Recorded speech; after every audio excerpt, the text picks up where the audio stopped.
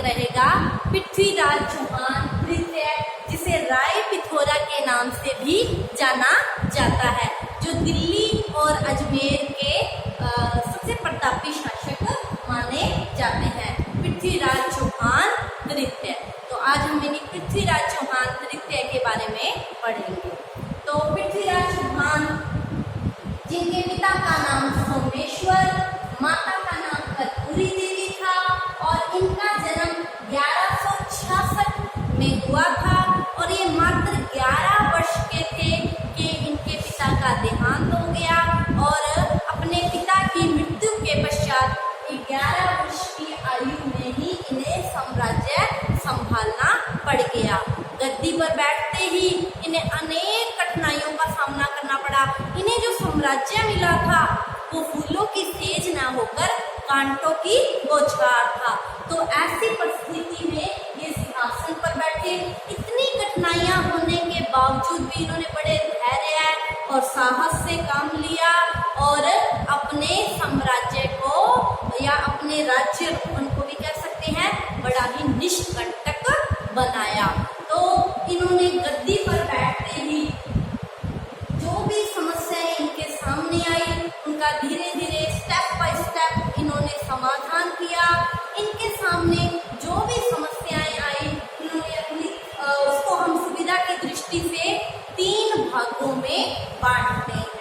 तो इन्होंने अपनी जो भी साम्राज्य में आने वाली साम्राज्य को निष्कंटक बनाने के लिए जो भी समस्याएं आई उन्हें 3 भागों में बांटकर उनका समाधान किया। तो हम भी 3 भागों में आपकी सुविधा की दृष्टि से इसको 3 भागों में बांटते हैं। तो प्रथम चरण, द्वितीय चरण और तृतीय चरण। तो प्रथम चरण के अंतर्गत इन्होंने सबसे पहले नागार्जुन का दमन किया। तो हम पढ़ेंगे कि नागार्जुन कौन था। नागार्जुन पृथ्वीराज चौहान का चचेरा भाई था और जैसे पृथ्वीराज चौहान का राज्यारोहण हुआ इन्होंने पृथ्वीराज चौहान के राज्यारोहण को चुनौती देते हुए गुड़गांवा पर अपना अधिकार कर लिया और पृथ्वीराज चौहान ने अपने भाई नागार्जुन से गुड़गांवा वापस लेने के लिए एक सेना भेजी, जिसमें उन्होंने अपने सेनापति कदम्बास को भेजा। कदम्बास ने नागार्जुन पर आक्रमण किया। नागार्जुन हार गया और नागार्जुन भाग गया और इस तरह गुड़गांवा को कदम्बास ने आजाद करवा लिया। नागार्जुन तो भाग गया लेकिन कदम्बास ने नागार्जुन के परिवार के सदस्यों को बंदी बना लिया और बंदी बनाकर उसे पृथ्वीराज चौहान के समक्ष पेश किया।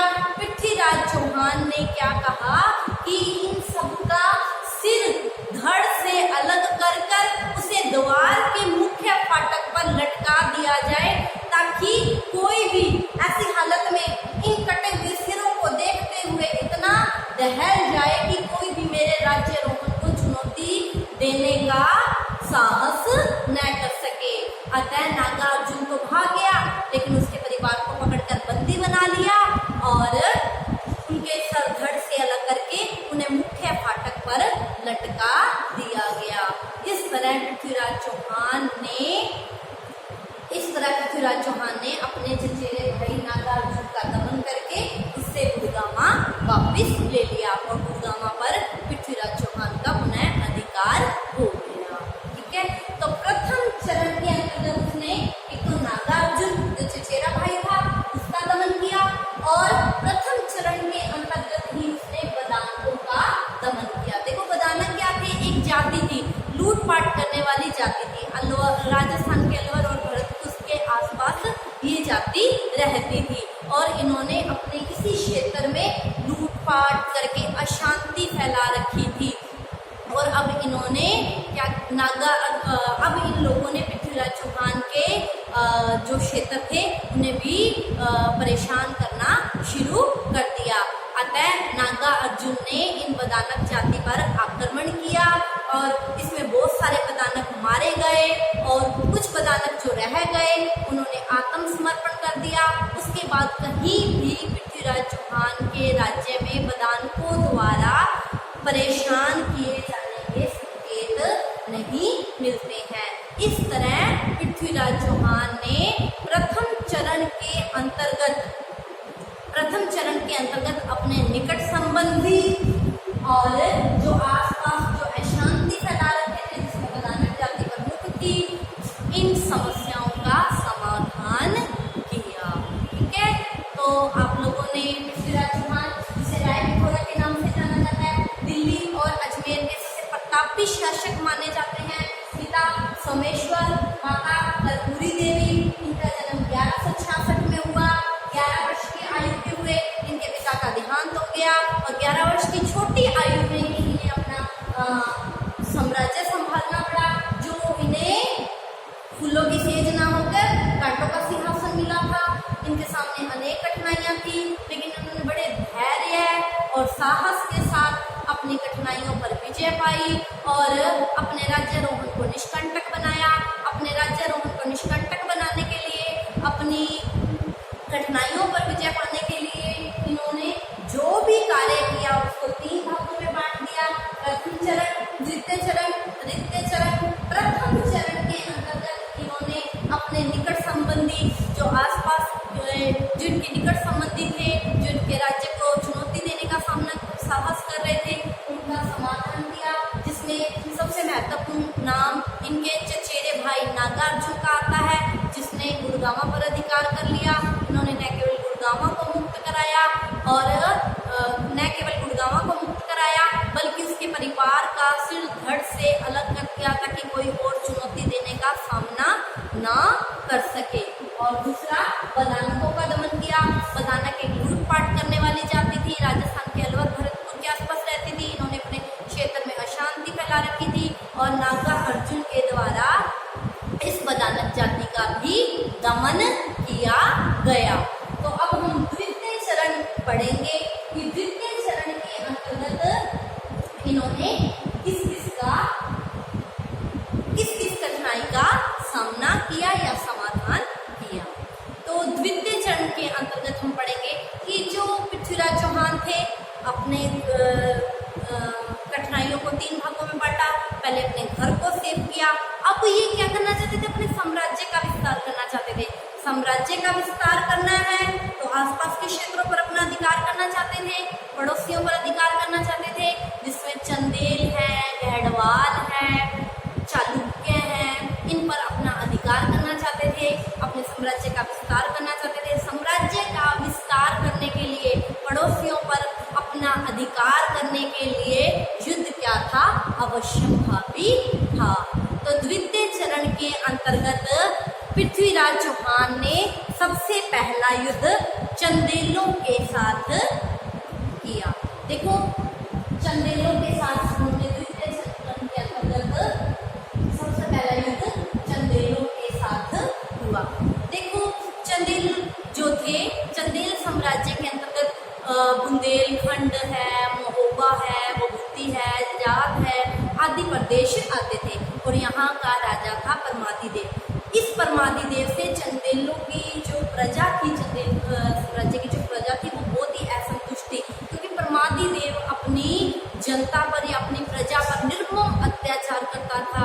तो जनता क्या थी, परमादिदेव से असंतुष्ट थी और पृथ्वीराज चौहान ने जो जनता की असंतुष्टता थी उसका लाभ उठाया और चंदेल साम्राज्य पर आक्रमण कर दिया और चंदेलों की राजधानी महोबा पर अपना अधिकार कर लिया। लेकिन चंदेल साम्राज्य पर पृथ्वीराज चौहान की जो विजय थी, ये अधिक समय तक नहीं बनी रह सकी और पुनः चंदेलों ने महोबा पृथ्वीराज चौहान से छीन ली और उस पर अपना अधिकार कर लिया। चंदेलों में और चौहानों में ये जो युद्ध हुआ था, इसमें चंदेलों का साथ कन्नौज के गढ़वालों के द्वारा दिया गया था। बच्चों, मैं फिर से रिपीट कर रही हूँ कि पृथ्वीराज चौहान का जो द्वितीय चरण था, जिसमें उसने अपने साम्राज्य का विस्तार करना चाहता था, साम्राज्य का विस्तार करने के लिए उसने आसपास के जो पड़ोसी थे उन पर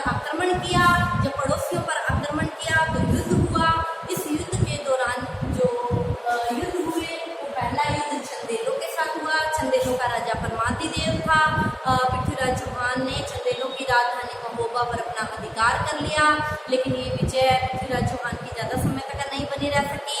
चंदेलों ने अपने साम्राज्य को पुनः चौहानों से ले लिया और इस युद्ध में चंदेलों का साथ कन्नौज के गढ़वालों द्वारा दिया गया था। ठीक है, समझ आया? तो आगे हम पढ़ेंगे द्वितीय चरण के अंतर्गत। पहले तो इन्होंने चंदेलों के साथ संघर्ष किया चौहानों ने, और दूसरा युद्ध किया इन्होंने चालुक्यों के साथ। गुजरात के चालुक्य और चौहानों के मध्य ये जो शत्रुता थी, ये परंपरागत शत्रुता चली आ रही थी। पृथ्वीराज रासो, जिसमें पृथ्वीराज चौहान की सारी विजयों और उनके जीवन के बारे में हमें पता चलता है। पृथ्वीराज रासो चंद्रबरदाई द्वारा कृत। चंद्रबरदाई पृथ्वीराज चौहान के राज्य कवि थे और उन्होंने अपने राजा के लिए ग्रंथ लिखा जो पृथ्वीराज रासो के नाम से जाना जाता है।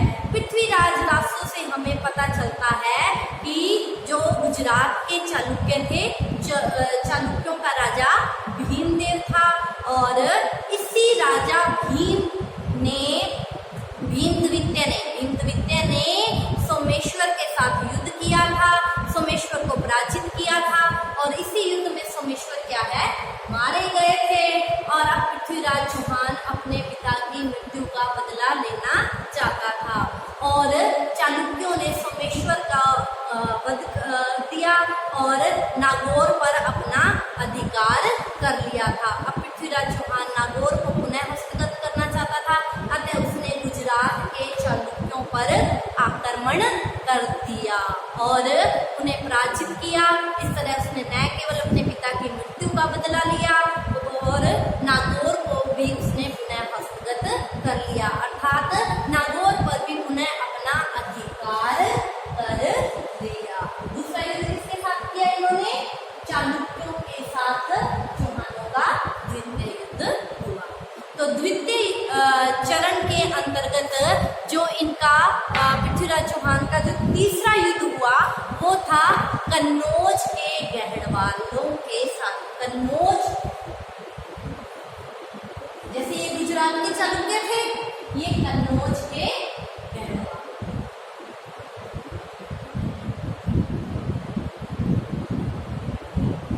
जो मैं पहले भी बता चुकी हूँ कि चौहान, चालुक्य, गढ़वाल, परमार, ये सब क्या थे? ये राजपूत थे। इन सबकी जाति राजपूत थी और ये सबसे और थे चंदेल, चालुक्य, गढ़वाल, ये सब क्या थे? राजपूत राजा थे। ठीक है, तो अब हम पढ़ेंगे कि द्वितीय चरण के अंतर्गत जो तीसरा युद्ध हुआ वो हुआ कन्नौज के गढ़वालों के साथ। कन्नौज का जो गढ़वाल राजा था उसका नाम था जयचंद। जयचंद और पृथ्वीराज चौहान ये दोनों ही क्या थे? साम्राज्यवादी शासक थे, अपने अपने साम्राज्य का विस्तार करना चाहते थे। दोनों में युद्ध का क्या कारण था कि जब पृथ्वीराज चौहान का चालुक्यों के साथ संघर्ष हुआ था तो गढ़वालों ने किसका साथ दिया था? चालुक्यों का साथ दिया था। मैंने अभी आपको बताया था कि जब चौहान, पृथ्वीराज चौहान और चालुक्य दोनों में युद्ध चल रहा था तो उस समय कन्नौज के गढ़वाल शासकों ने चालुक्यों का साथ दिया था। एक तो इनमें शत्रुता का ये कारण था और दूसरा जो कन्नौज के गढ़वाल राजा थे जयचंद, जयचंद की जो पुत्री थी सयोपिता, पृथ्वीराज ने क्या किया था? सयोपिता का अपहरण करके उससे जयचंद के खिलाफ शादी की थी। अतः दोनों में युद्ध होना अवश्यंभावी था और इस युद्ध में पृथ्वीराज चौहान विजयी रहे। तो थैंक यू क्लास, आज के लिए इतना ही। कल हम तीसरे चरण के बारे में चर्चा करेंगे।